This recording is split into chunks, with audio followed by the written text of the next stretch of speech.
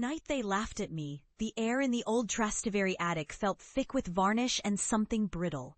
The high windows rattled in their casings, letting occasional sirens swip inside. I'd taped my name, Luca D'Angelo, on the door along with Studio Night, 7 p.m. The paper was curling at the corners, which seemed fitting. It was my 3rd year in the municipal film program, and I'd spent months chasing bad light through alleyways and interviewing strangers for my first real documentary. I loved Rome in that hour before midnight, with its marble bones and the shadows stretching deep across the piazzas. For a while, I'd thought everyone else in the program loved it too, or at least respected it. But that night, when I played my rough cut for the group, something shifted. The projector hissed and coughed out my labor. Cobblestone stories about small-time street performers, a dying puppeteer, a bold cacciatore who raised pigeons on a rooftop. Their faces glowed huge across the wall. At first, the room was quiet, too quiet. I could hear the humming of the old radiator in the corner. My cousin Julia was perched by the window, arms folded, a practiced arch to her brow. She was already being courted by Rai for her docudramas. Romano, my uncle's best friend's son, and the unofficial prince of our little cohort, clicked his tongue as the credits rolled. He leaned forward, his sneakers squealing against the linoleum. "Well, that was certainly something," he said, dragging out the last word. Julia smirked, tapping her phone with one long nail. "I'm just not sure anyone will care about an old street accordionist, Luca. Seriously, maybe if you filmed someone actually famous?" Others chimed in. Elena, all soft-spoken menace, murmured, "The lighting's a disaster. Did you leave the camera on auto the whole time?" Laughter. Even the professors exchanged glances, their diplomatic silence louder than the rest. Romano waited for the noise to subside, then fixed me with a pitying smile. "You've got a good eye, Cugino, but it's wasted on stories no one wants to hear. Rome's a city of emperors. Why shoot its beggars?" The laughter grew higher-pitched, closer. I swallowed hard, my cheeks burning.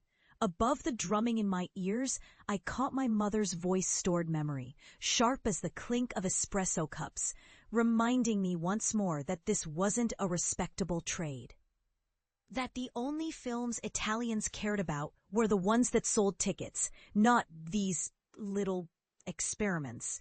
I'd invited family and friends, hoping they'd see what I saw, the beauty in the overlooked, the quiet ache of Rome's survivors. Instead, I found myself shrinking beneath their ridicule, each word steady as water erosion. Someone asked if I'd ever consider a real career. Romano patted my shoulder, heavy with self-satisfaction.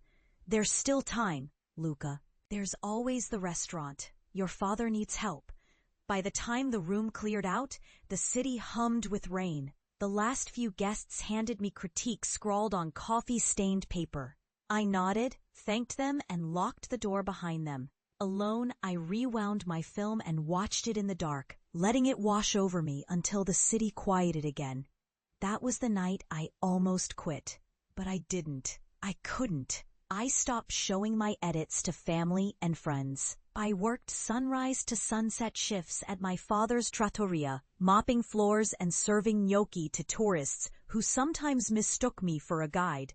At night, I roamed the city, camera bag in hand, gathering stories nobody asked for. The next few years were a mosaic of half-gigs. I shot wedding announcements, edited birthday videos, made memorial reels for neighbors. Each project paid enough for a cappuccino and a bus ticket. Still, I kept a journal full of notes, colors, snippets of dialogue, the way lamplight falls on chipped paint.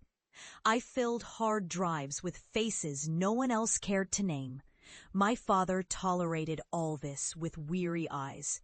My mother coughed disappointment into her tea. Julia answered my texts with polite delays or not at all. "Any luck with Rye yet?" she'd ask, a barb wrapped in concern. What they didn't see was how the camera kept me alive, sharper than any sympathy. I grew quiet around them, yes, but inside, I brined my hope in stubbornness, tenderness, and steel. That was the recipe. I was 30 by the time my first breakthrough happened. It was a Sunday morning, the air outside shimmering with heat, when an email slipped into my inbox. Ari, your pitch, urgent response needed. A small Austrian arts network wanted to fund a short doc based on one of my old pitches, The Last Shadow Boxer. I had 4 weeks to deliver, not even time for nerves. I wrote back immediately, then rented an ancient Fiat with a cranky clutch and drove to Garbatella. Angelo, the shadow boxer, lived alone above a butcher shop. His hands were scarred, his voice soft as flour. He let me film him for a week. At dawn, stretching on the tar roof. At dusk, practicing ghostly jabs at invisible opponents. At night, he cooked beans and told me about the daughter he'd lost. The days boxing saved him from himself. I filmed it all, wincing at the grain in my shots, the uncertainty in each transition. But when I sent the final cut to Vienna, they wrote back, raw, honest, remarkable. We want more. Within months, the doc was screening at pocket-sized festivals in Milan and Salzburg. I flew to Vienna in my best shirt and shared a crowded stage with 3 other filmmakers. Angelo's story rippled across screens, subtitles tumbling beneath his words. The applause felt unreal, a sovereign silence followed by hands that thundered for someone they'd never meet. I called my parents from a payphone outside the hall. My mother's voice was cautious, skeptical. Some Austrian thing? What about here, in Rome? I said I was working on it. I returned from Vienna with a spark in my chest and 100 new contacts in my phone. Small jobs led to larger ones. I shot a short for a French nonprofit, then another for a London gallery. My images got rawer, closer to the bone. I started collecting reviews and short notices. Flinty, compassionate, wrote one. Clarity without sentimentality, said another. None of it found its way back to my neighborhood, not really. My father still kept clippings of Julia's features in a folder behind the counter. My mother told friends I was away for technical training. Even so, I found myself unwilling to return, unwilling to prove anything. Years turned again. I met Elena from my old cohort at a screening in Borgo. She winked. Told you should have kept using auto, she joked, though without bite. I smiled, strange with nostalgia and relief. But Rome, my Rome, kept pulling me back. I wanted to do something there, something that would make them all see, not just my family or my classmates, but the city itself. One morning, in the fall of my 35th year, I found my subject. I was walking into Staccio. Hands in my pockets against the bright chill, an old woman moved through the market, gathering cracked tomatoes in a battered blue bag. Her face was lined and watchful.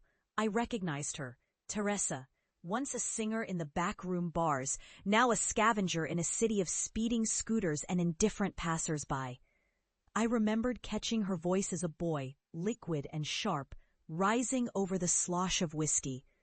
It hit me then, the way Rome's present discards its past, how its survivors become ghosts despite never leaving. I approached her that afternoon, camera ready, palms open. She looked me up and down. Another filmmaker? She asked. What do you want? To show me as a tragedy? I shook my head. To show you as you are, entire and unbroken. She studied me a long while, then nodded. Meet me here tomorrow, before dawn.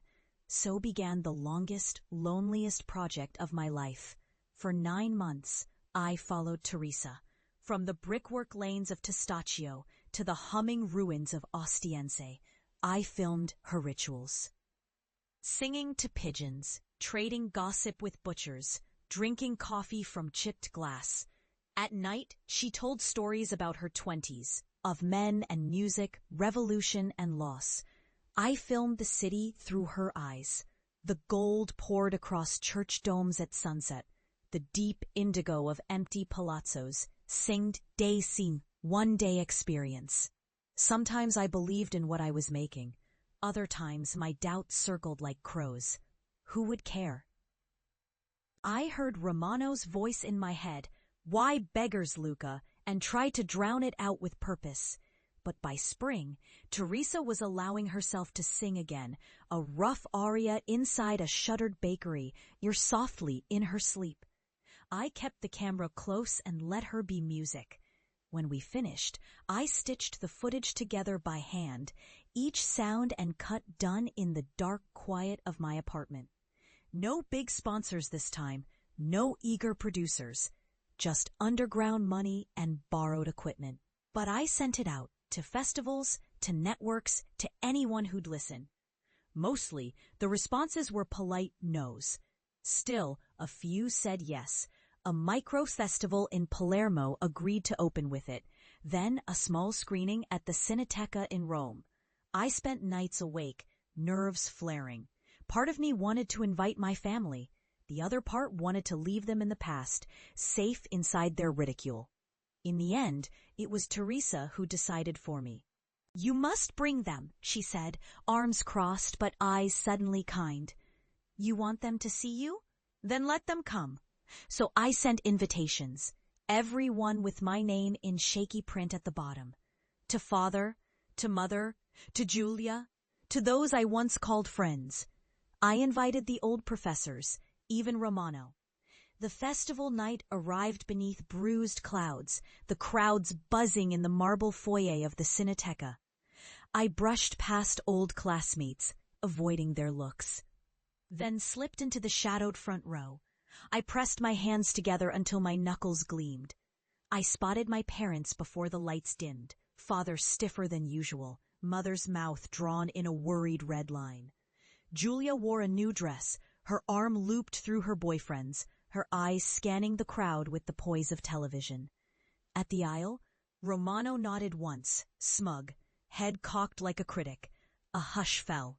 The projector flickered on. The first sounds rose Teresa's breath, the market's clatter, the steady heartbeat of a city that rarely cares to listen. The images unfolded. Teresa singing at sunrise, Teresa squinting into golden fog, Teresa pulling laughter from aching bones. The film ran 40 minutes. Afterward, the lights returned slowly, uncertainty drifting through the seats. Then, someone clapped. A slow, sudden spark. Others joined. The applause grew, swelling over the straining speakers. Filling the domed room, I looked at my father. His hands, usually so composed, struck together in rhythm. My mother was crying, cheeks wet, lips parted in a wordless hymn.